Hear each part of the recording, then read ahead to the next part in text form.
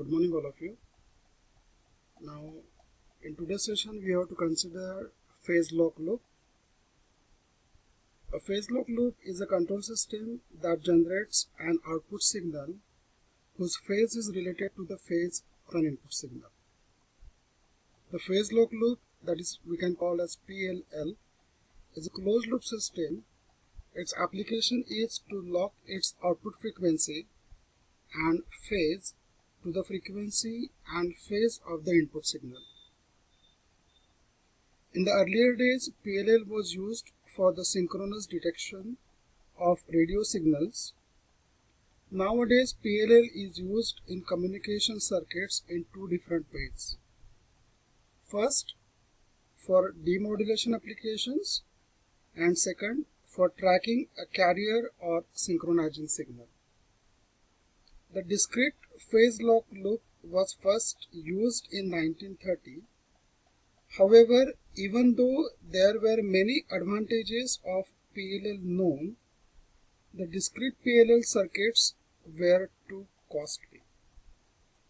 The high cost restricted their use in initial days, but after the development of integrated circuit technology, the cost of PLL has reduced. Hence, now we observe that PLL has become one of the fundamental building blocks in electronic technology. The PLL principle is useful in applications such as FM demodulation, FSK demodulation, motor speed control, frequency multiplication and division, etc. Now PLL is available as a single package. The examples are ICs 560, 561, 562, 564, 565 and 567. If you consider the phase lock loop, it is a circuit that produces output signal which is synchronized with input signal in terms of frequency and phase.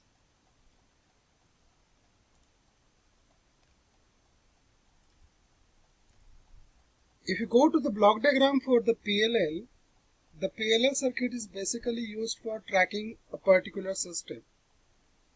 It synchronizes its output with the input signal, also called as reference signal, in terms of frequency and phase. The state of synchronization between the input and output is called as the locked state. In the locked state, the phase error between the input and output is minimum. If the error tries to creep in, that increase, then the PLL system will work automatically to minimize the phase error. Thus, the phase of the output signal is locked to that of the input signal, hence the name phase lock loop. The block diagram of the phase lock loop is shown here in the figure itself.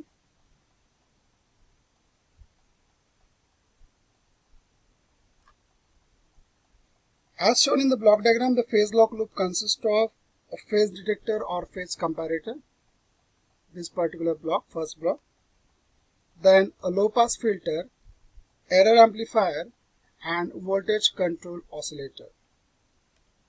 So voltage control oscillator is a free running multivibrator which operates at center frequency FO. So first, if you consider phase detector or comparator block, the two inputs to a phase detector or comparator are input Vs at the frequency Fs and the feedback voltage from the voltage control oscillator at frequency Fo. The phase detector compares these two signals and produces a DC voltage Ve, which is proportional to the phase difference between Fs and Fo. The output voltage Ve of the phase detector is called as error voltage. This error voltage is then applied to low pass filter for this particular block. The low pass filter removes the high frequency noise which is present in the phase detector output and produces a ripple free DC voltage. This DC voltage is amplified to an adequate level by the amplifier and applied to voltage control oscillator block. The DC amplifier output voltage is called as the control voltage VC. The voltage control oscillator is applied at the input of a VCO. The output frequency of VCO is directly proportional to the DC current voltage VC. The voltage control oscillator frequency FO is compared with this FO. It is compared with the input frequency Fs or Fi by the phase detector, and its voltage control oscillator frequency is adjusted continuously until it is equal to the input frequency Fs. That is, we can say Fo is equal to Fs. The three states of operation through which the VCO undergoes are free running, capture, and phase lock.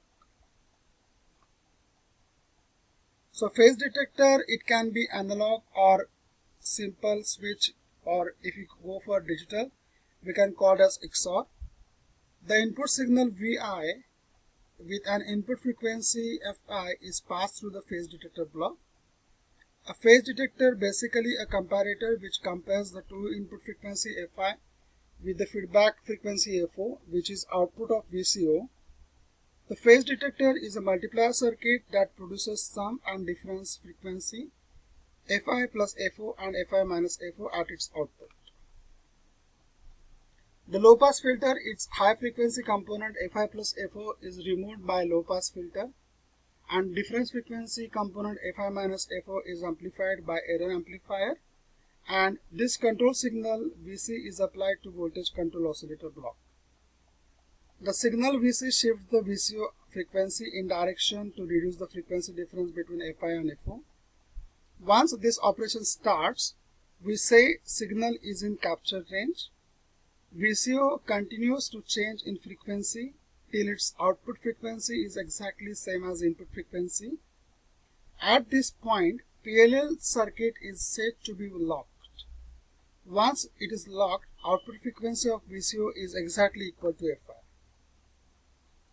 The three different states of operation through which VCO undergoes are free running, capture, and phase lock. Free running, we can call there is no control on VCO output frequency Fo. The comparison of Fo and Fs begins. The control voltage Vc starts adjusting Fo to bring it close to Fs, that we can call for a capture range. And phase lock, when Fo is exactly equal to Fs, the PLL is said to be phase locked. Once it is locked, Fo is equal to Fs except for finite phase difference of phi. Free running state, we will say before we apply the input signal Vs, the phase lock loop is said to be in free running stage. Once the input is applied, the VCO output frequency starts changing and the PLL enters into the capture mode. Lock-in range, we can say once the PLL is phase locked, it starts tracking the changes in the input frequency Fs. The range of frequencies over which the PLL can maintain the phase lock with the incoming signal is defined as the lock-in range. It is sometimes called as the tracking range. The tracking range is expressed as the percentage of the VCO output frequency Fo, and capture range of PLL is defined as the range of frequencies over which the PLL can acquire lock with the input signal. Then we will say the capture range is also expressed as a percentage of Fo. The capture range is always smaller than the lock range, or we can say one more parameter is a pull-in time. It is defined as the total time taken by the PLL to establish the phase lock between output and input frequencies. The pull-in time depends on many factors such as the initial phase, frequency difference between the input and output signals, and overall loop gain, etc. Lock range and capture range, if you consider,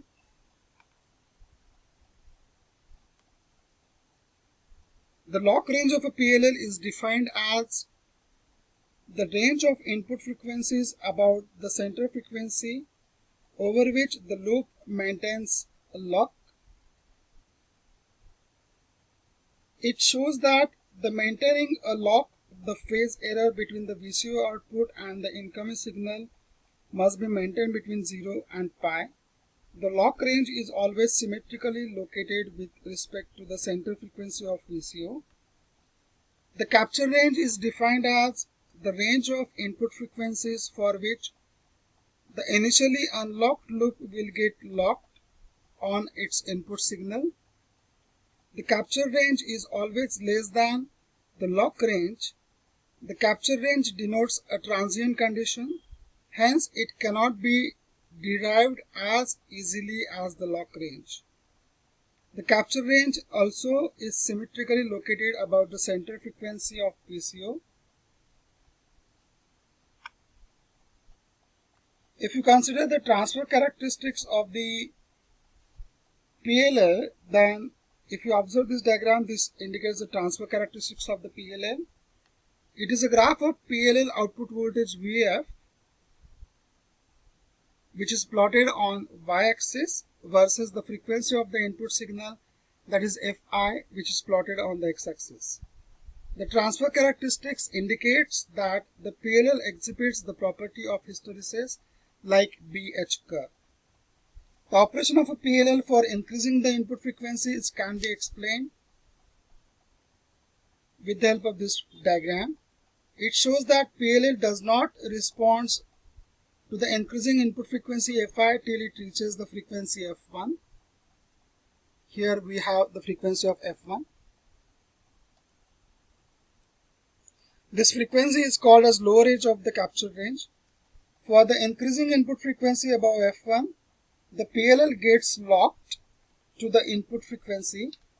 A sudden negative jump in the output voltage Vf at Fi equal to F1, it indicates that the input frequency Fi equal to F1 less than F0, a negative output voltage is produced to reduce the VCO frequency. As Fi increases from F1 to Fc up to here, the negative error voltage progressively reduces, and Fi equal to Fc, the error voltage is 0. With further increase in Fi up to F2, the error voltage increase positively to increase the VCO frequency. When Fi is greater than or equal to F2, that is the upper edge of the lock range, the PLL loses lock. Output voltage VO, it reduces to 0 and VCO frequency will return to Fc. Thus the path followed for increasing the input frequency from F1 to F2 and then Fc, it is shown in the figure itself. The path followed by the output voltage with the input frequency decreasing will not be the same as that followed when the input frequency was increasing. If the input frequency Fi is reduced gradually, then the PLL will recapture the signal frequency at F3, which is called as the upper edge of the capture range, and tracks it up to F4, which is lower edge of the lock range. Thus, from the PLL transfer curve, we can say F3 minus F1. So, this F3 minus F1 is equal to capture range, and F2 minus F4 is equal to lock range.